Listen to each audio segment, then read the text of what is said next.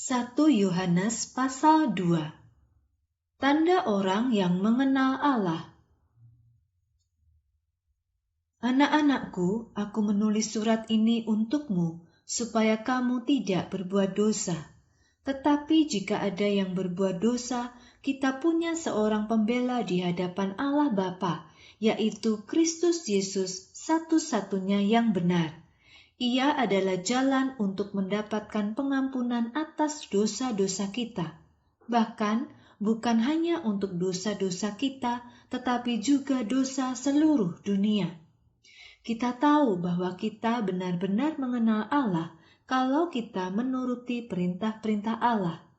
Jika ada orang yang berkata, "Aku mengenal Allah," tetapi tidak menuruti perintah-perintahnya, ia adalah penipu dan kebenaran tidak ada di dalam orang itu.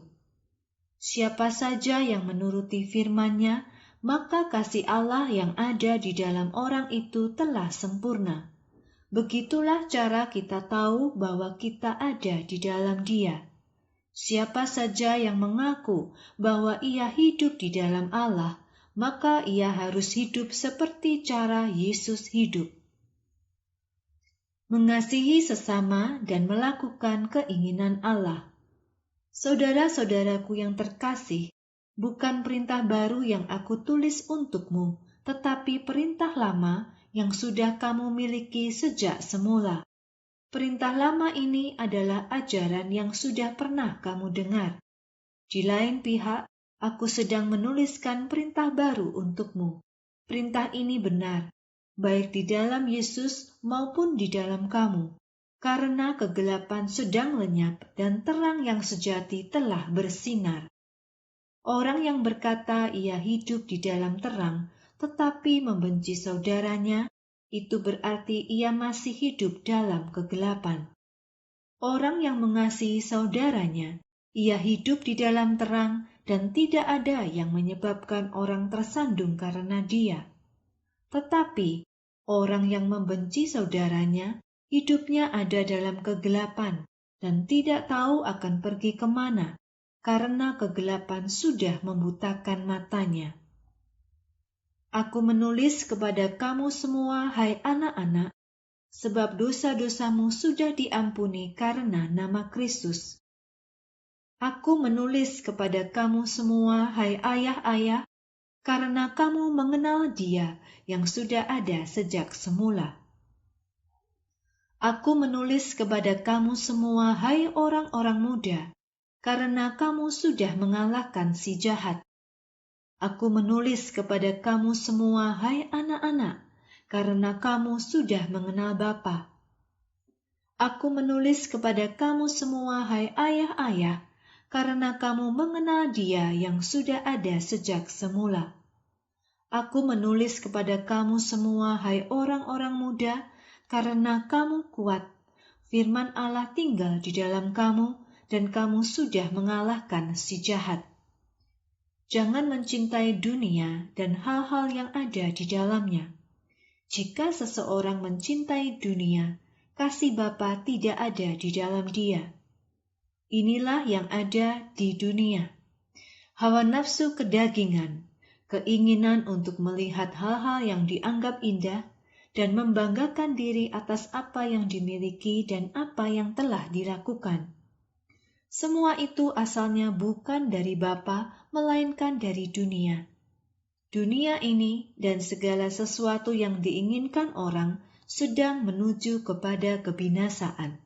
Tetapi orang yang melakukan keinginan Allah akan tetap hidup selama-lamanya. Jangan menuruti antikristus. Anak-anakku, zaman akhir sudah dekat. Kamu sudah mendengar bahwa antikristus sedang datang. Bahkan sekarang banyak antikristus sudah datang.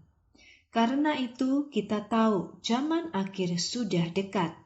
Mereka itu berasal dari antara kita, tetapi sesungguhnya mereka bukan bagian dari kita. Jika mereka benar-benar bagian dari kita, mereka masih tetap bersama kita. Tetapi mereka justru telah meninggalkan kita. Itu tandanya mereka bukan bagian dari kita. Kamu telah menerima karunia yang diberikan oleh Yang Kudus, karena itu kamu tahu apa yang benar. Aku menulis surat ini bukan karena kamu tidak tahu kebenaran. Kamu tahu kebenaran. Karena itu, kamu tahu tidak ada kebohongan yang berasal dari kebenaran. Jadi, siapakah penipu itu? Ia adalah orang yang berkata Yesus bukan Mesias. Orang seperti itu adalah antikristus, orang yang tidak mengakui baik Bapa maupun Anak. Orang yang tidak percaya kepada Anak, ia tidak mungkin memiliki Bapa.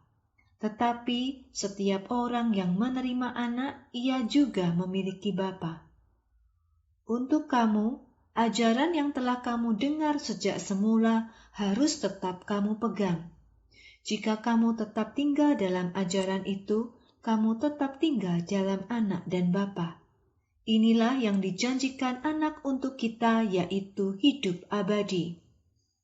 Semua yang aku tulis untukmu adalah tentang orang-orang yang mencoba menyesatkan kamu. Kamu telah menerima karunia, dan karunia itu tinggal di dalam kamu, sehingga tidak perlu ada orang lain untuk mengajari kamu.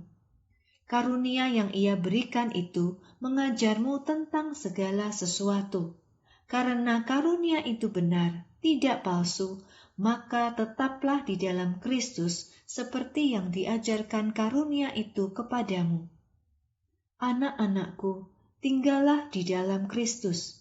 Jika Ia datang kembali, kita akan memiliki keberanian dan kita tidak perlu malu di hadapannya. Jika kamu tahu Kristus benar, kamu juga tahu setiap orang yang melakukan kebenaran adalah anak-anaknya.